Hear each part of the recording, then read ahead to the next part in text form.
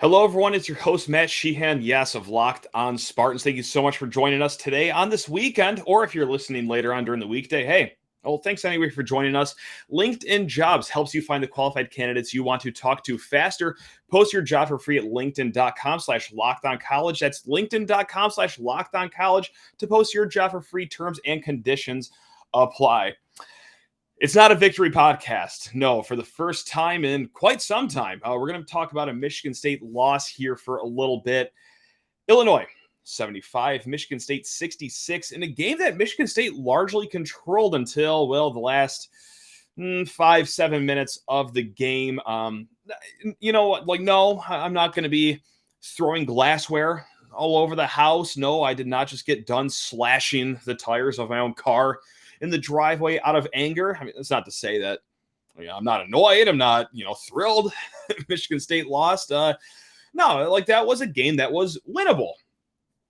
But did the better team win tonight? Yeah, probably, because it's pretty hard to win a game when you make, hold on, let's do the math here. 0 3-pointers total. And I know that wasn't Michigan State's game plan going in. They just shot 7 3-pointers total, but still, kind of hurts when you don't make any of them. And then also, we saw what happens when you don't have an imposing big man in the middle. Now, let's not get it twisted. Let's start it this way. I liked Michigan State's game plan tonight. I thought it was very well orchestrated, very well done. They got many of their points in the paint tonight. And that goes without saying. I mean, they scored 66 points with 0 3-pointers. So, yeah, of course, a good chunk is going to come inside the paint. They saw a weakness in Illinois' defense. It was, hey, well, we're going to feast in the lane here. We're going to get these guys going down low. That includes Joey Hauser, A.J. Hoggard with 20 points tonight. He got a great deal of that going inside the lane, and they just attacked. However, you also got to play defense on the other end, and, it was made very clear that, this is the pitfalls of not having a dominant big man. And yeah, Michigan State has gotten away with it in the 7 previous games in that win streak. It's been no problem. They've gotten damage done everywhere else. However, on the road, it finally bit them. Dane Danger, 20 points on 8 of 12 shooting. Matthew Mayer, the Baylor transfer, he lights it up for 19 points as well. And then, he had 9 points from beyond the arc. He also had a good game inside as well. Also tacked on 6 blocks on the defensive end. But just talking defensively for Michigan State, that's what happens when you don't have a big man that is just ironclad, I guess. And look, Mady Sissoko is fine. He's fine. He's fine. But that's it. Just fine. You also have behind him Carson Cooper, who is now maybe the best freshman in this class. I don't know. It's neck and neck between Carson Cooper and Trey Holloman against all odds. I still give the nod to Trey Holloman, but after today's game, that's the best we've seen Carson Cooper play, and we kind of said something similar after the Wisconsin game as well. Carson Cooper gave Michigan State some really good first half minutes.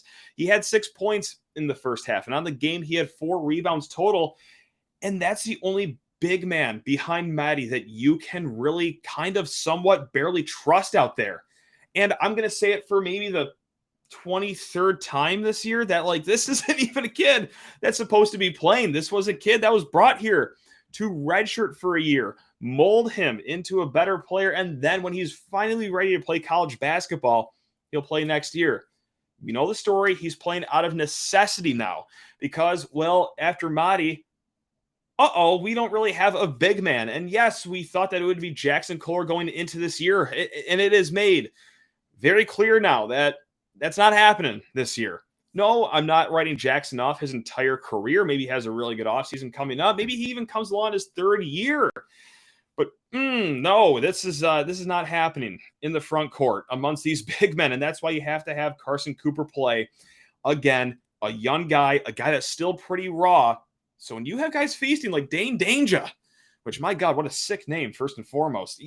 Yeah, that's the pitfalls. And when you get to winning time in the final 5 minutes, Dane Danger, offensive rebound, easy putback. Dane Danger going to the lane. Okay, easy post up. Score right there. Really hard to win when that is the case. So yes, bummer of a win. It puts us in an interesting spot for what we think as state fans here when it comes to the Big Ten race. Because after a 7-game win streak, 4 of those games coming in Big Ten play, how can we not think about the Big Ten regular season championship, especially when, 12 of the other teams kind of look very gettable, kind of look mid, so to speak. And then, that 13th team, one of them is Minnesota, which I shouldn't disrespect. Okay, they just beat Ohio State on the road the other day. But that 14th team is Purdue, the team you're playing on Monday. That adds so much to that game if this banner is really going to be a goal of this team. And of course, us as a fan base, get our expectations going the rest of the year. Enough about the team. Let's talk about the people that matter here. Us, the fans. That's right. I mean, look, Michigan State has 2 losses on the season. Okay. 18-2 is not going to win. Okay, no, I shouldn't say 18-2 is certainly going to win the Big Ten this year. But do I think that's the record that you need to win the Big Ten? Absolutely not. If you listen to the last episode, look, odds are both Vegas-wise and also the computers tell you, and really the eye test probably tells you as well, 15-5 is probably good enough to win the Big Ten. But you have this big, scary Purdue team coming to your barn on Monday. Can you right the ship? Hope so. And also, what would be really nice too is getting some performances or just a performance from players that you haven't seen in a while. Of course, you just talked about Jackson Kohler. I mean, look, at this point, he is who he is. But, oh, man, where art thou? Pierre Brooks, we miss you. we miss you, Pierre. This was the 3rd straight game with 0 points from Pierre Brooks. And this was the kid at the beginning of the season that, we talked about this. If you've been listening to this episode or this podcast for quite some time, we talked about it up and down that, hey, he's going to be a microwave for you. He's going to win you games, and he's going to just not be there for you in some games because that's just the nature of who he is. He's a high-volume shooter, but he's not even that the last few games. Really taking a back seat, but we could really use another shooter off the bench when it isn't going well. Just look at tonight's game, for example. You don't think that they could have used 1 or 2 3-pointers in a good moment? So, yes, if Pierre Brooks can please come back, that'd be great.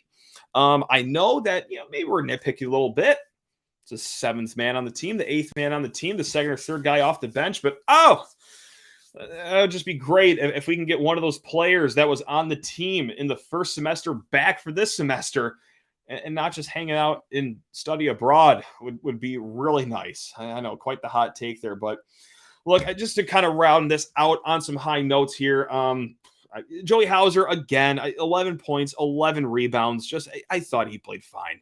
I thought he had a fine game. Yes, 0 of 2 from 3-point land, but look, the mission from Tom Izzo was get into the paint, body up on these guys, get the mouse in the house, and okay, 11 points is solid. AJ Hogard, I mean, it's just another episode of us talking about how this is his team, how he puts the team on his back in situations. And we saw it late in the game as well as Michigan State was seeing that lead melt away. AJ said, okay, fine.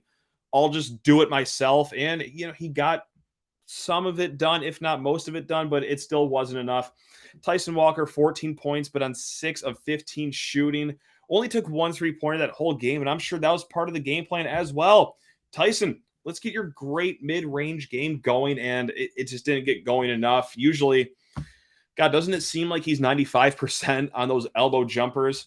It was not the case here. He also passed up a few mid-range floaters. Some of them looked pretty open too, and those turned into crucial second-half turnovers, but again, 14 points. I can't kill the guy too much for that. And then Malik Hall finally has a stinker coming back. He's been really good since he has come back from his foot injury. So, no, I'm not just going to be screaming about the kid or anything. I mean, 2 points, 1 of 4 shooting, 4 rebounds. It was in his 18 minutes of work. So that's what you get right there. It was just, solid games from Hauser, solid game. I'm sorry, more than a solid game from AJ Hogard, but everywhere else, I like the game plan. It was fine. You were a few rebounds away from really being into it the last 2 to 3 minutes, but hey, credit to Illinois as well. They had some big shots. All right, it has been at least 2 minutes since Michigan State has seen an opposing player have a career night against them, which as State fans, we're not a stranger to seeing. That was Matthew Mayer tonight. He bounced back 19 points, 6 blocks for him. And then, Terrence Shannon is just Terrence Shannon. So, no, it's also just Illinois just played really good on their home court. They smelt the blood with about 8 minutes to go and then pounced. So, again, that doesn't make the loss any easier to swallow. It was there for the taking, but again, this is a nasty Big Ten season. 12-8, 13-7, dare I say 11-9 is probably where Michigan State is at right now, but that is subject to change on Monday against Purdue. Stay tuned to find out what happens on MLK Day, and we'll be here on Locked On Spartans, your team every single day to talk about it.